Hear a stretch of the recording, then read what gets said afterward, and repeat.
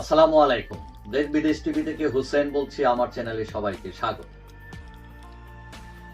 Major ডালিম আত্মস্বীকৃত বঙ্গবন্ধু হত্যাকারী, 50 বছর প্রায় নিখোঁজ ছিলেন এবং কয়দিন আগে হঠাৎ সাংবাদিক ইলিয়াস হোসেনের সাথে লাইভে এসে ইউটিউবে তিনি একটা চমক দেখান এবং প্রচুর লোক সেই লাইভ অনুষ্ঠান দেখে এবং এই মেজর ডালিম শেখ মুজিব হত্যাকাণ্ড, তারপরে তার স্ত্রী অপহরণ, বিভিন্ন বিষয় নিয়ে কথা বলেন।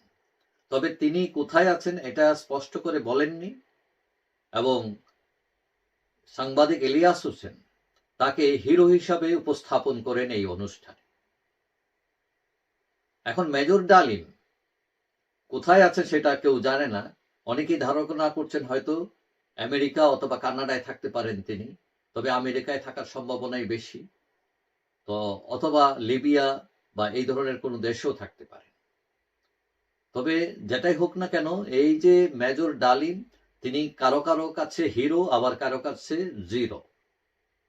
এখন প্রশ্ন উঠেছে, শেখ হাসিনা সরকারের পতনের পর যারা আওয়ামী লীগ বিরোধী ছিলেন, শেখ মুজিব হত্যাকাণ্ডে কাউকে কাউকে ফাঁসি দিয়েছে, কেউ কেউ পলাতক, এখন সবাই জেগে উঠেছেন এবং দেশে ফেরার প্রস্তুতি নিচ্ছেন। কেউ কেউ হয়তো ফিরবেন এবং মেজর ডালিমও ফিরতে পারেন, এইটাও শোনা যাচ্ছে। এখন একজন প্রখ্যাত ব্লগার, ইউটিউবার পিনাকি ভট্টাচার্য, তিনি এটা নিয়ে কথা বলেছেন এবং তিনি কি বলছেন?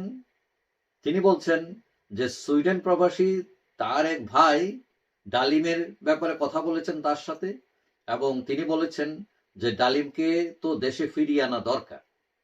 এখন এটার উত্তরে পিনাকি বাবু কি বলছেন? তিনি বলছেন অবশ্যই তিনি দেশে ফিরে আসবেন এবং নতুন সংবিধান লেখা হলে 15ই আগস্টকে 15ই আগস্টের এই হত্যাকাণ্ডকে বিপ্লবের মর্যাদা দিবে। অর্থাৎ যে নতুন সংবিধান, তিনি আশা করছেন যে সেটাকে, সেই 15 আগস্টকে বিপ্লবের মর্যাদা দিবে এবং তখন ডালিম বাংলাদেশে ফিরবেন বীর বেশে। এবং তিনি এটাও বলছেন, পিনাকি ভট্টাচার্য, যে 2024 সালে যে বিপ্লব বা গণ অভ্যুত্থান যেটাই বলি না কেন, সেটা হয়েছে, এখানে যারা বিপ্লব করেছেন তাদের আইডল ছিলেন এই মেজর ডালিম। এবং তিনি এটা বলছেন যে তিনি নিজে, পিনাকি ভট্টাচার্য, তিনি নিজেও মনে করেন যে মেজর ডালিম তার আইডল। এবং তিনি, পিনাকি ভট্টাচার্য, এটাও বলছেন যে যতবারই জালিম সরকার আসবে ততবারই নতুনভাবে ডালিমের জন্ম হবে, মেজর ডালিমের। কখনো তারা আবু সাইদ হিসাবে প্রকাশ পাবে, কখনো মুগ্ধ হয়ে প্রকাশ পাবে এবং ডালিমকে ফিরিয়ে আনাটাই হচ্ছে আসলে প্রকৃত বিজয়। এখন সময়ের পরিবর্তনের সাথে সাথে যারা কুখ্যাত তারা সুখ্যাতি হয়ে যান আমাদের দেশের রাজনীতিতে, যারা ভিলেন তারা হিরো হয়ে যান, হিরো ভিলেন হয়ে যায়। ইতিহাস কিভাবে লেখা হবে সেটাই ইতিহাসই জানে। এখন হঠাৎ করে মেজর ডালিম যদি ফিরে আসেন বাংলাদেশে, এখানে অবাক হবার কিছুই থাকবে না।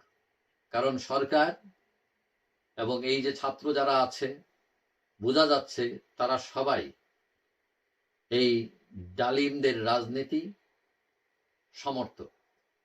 সুতরাং বাংলাদেশের ঢাকা বিমানবন্দরে তাদের যদি ফুল দিয়ে সংবর্ধনা দেওয়া হয়, সেখানেও অবাক হওয়ার কিছু থাকবে না।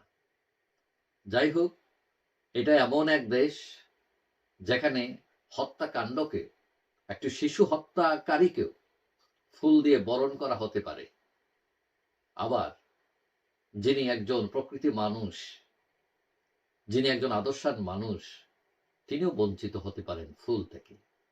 This is Bangladesh. যাই হোক, সবাই ভালো থাকবেন। আশা করি দেখা হবে অন্য কোনো ভিডিওতে, ইনশাআল্লাহ। আল্লাহ।